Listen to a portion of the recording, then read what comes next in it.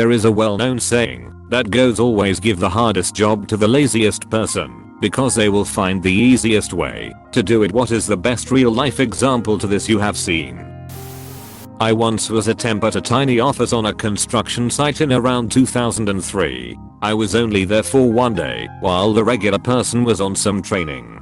They sat me down and told me that I just needed to copy all these numbers from one program to another. So I selected them, hit CTRL-C and CTRL-V. They stared at me. Turns out about 60% of this woman's time had been spent manually typing numbers from one place to another. I work in finance at a large multinational corporation. I feel like a big part of our job is to just stop doing things and wait to see who complains. If someone complains, we keep doing it. If silence, then we call it a controlled drop and put it on our performance review for creating efficiencies. I worked in a CNC shop. There would be a pile of jobs that needed to be done for the month. Some took days to run, while others were generally quick.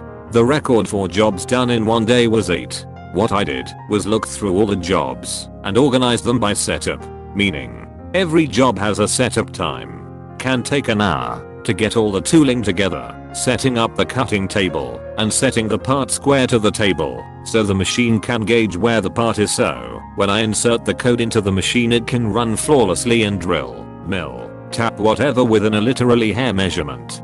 For every single job, majority of parts use standard tooling, and I have automatic tool changing with 20 pockets. Long story short, I figured out how to line up the jobs so they all have the same setup. Blew the record out of the water with 30 jobs done in one day, saving the company tens of thousands in work hours. All because I didn't feel like doing all the setups that day. Boss hated Excel to the point where he didn't want us using formulas because you can't trust them to be right, so we needed to do all the calculations by hand or on a calculator. He would give me a spreadsheet once or twice a week that required, let's say, 45 seconds to do, but maybe 7 hours by hand, and he told me to go to Starbucks or something and crank it out. He thought that since I pasted as values and he couldn't see the formulas, that I did it by hand, when really I just did it in 45 seconds, sent an email on delay for 7 hours, and studied for the next semester. Dude was the poster boy for failing upwards in your career. First day of internship he told me with a straight face he was a work harder not smarter kinda guy. I worked a summer at a mortgage company as an assistant to the underwriters. My only job was printing documents and then hole punching them to put in folders. They had a super fancy Xerox printer that basically did my entire job for me, but the underwriters at this company didn't know how to click through printer settings to make the machine hole punch as it was being printed. I showed them how to do it, and they resisted it super hard like they didn't trust it. IDK. So I got to keep my job, but what was supposed to take me all day literally took me about 20-30 minutes first thing in the morning. So they started assigning me real tasks and even offered to keep me on to eventually become an underwriter too. Because I was so sharp, that is, I knew how to use the very expensive printer they already had. I was just about to start grad school, so I had to politely decline. But I'm pretty sure they didn't hire someone to replace me when I left. TL. Doctor, they had a printer that already did my job for me, but didn't know how to use it. I showed them. Maybe not the most impressive story here, but I thought it was a great sidestep of effort nonetheless. Co-worker of mine had to get rid of a smaller junk fiberglass boat with no trailer. Our other co-workers are all telling him how much time and money he's going to need to spend to get rid of it, and he's just saying no. Is that so? He took off one day and sat down on his lawn with a cooler of beer. That day was garbage day. Inevitably, the trash guys roll up. He hands each of them a cold beer and says, "Hey boys, got $50 for each of you if you help me out real quick." They fed the entire 12-foot boat into the packer, crushing 2 feet at a time. I used to process HSA claims around 10 plus years ago. One system we had to use back then was an old as hell terminal program that took 4 line items per page. That's it. For a usual claim, no big deal. Not too hard to keep track of things over 2 or 3 pages. For a longer claim, most fit on 1. However, we had the dreaded showbox claims. This was the person who saved up every receipt all year in a metaphorical show box and sent everything in once a year to empty their account. We hated them. Dozens or hundreds of line items totaling thousands of dollars. Just because you only had $500 in your HSA doesn't mean we get to stop there. If you sent in $4,000 in receipts, I got her account for it all.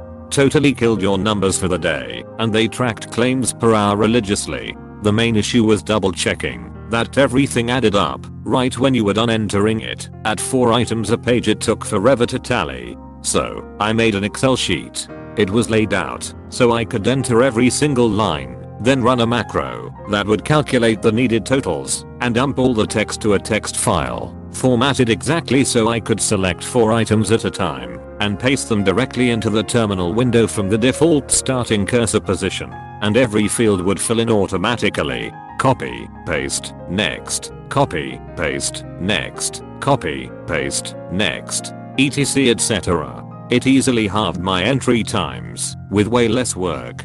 Finding any typos was much easier. I just had to look at one column organized sheet instead of scrolling through God knows how many pages of terminal text. It was great. I showed it to my manager so the rest of my team could use it. She was horrified I would use something like that, as no human was double checking as they went along. This despite demonstrable improvements to my error rates on large claims. After I started using it, she ordered me to stop using it and forbid anyone in her team from automating any part of their job at all. I kept using it for all of the 2 months I stayed there after that. I had some of the highest claim per hour numbers and lowest error rates on her team. I never developed any more tools for them. Fuck her.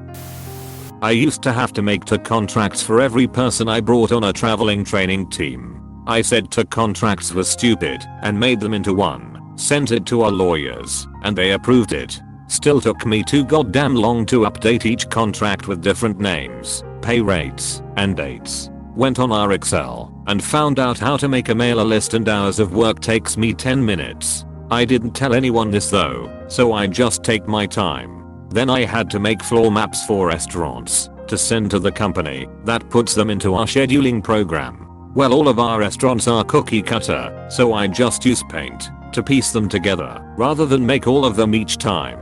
I'm fucking Picasso with Microsoft Paint.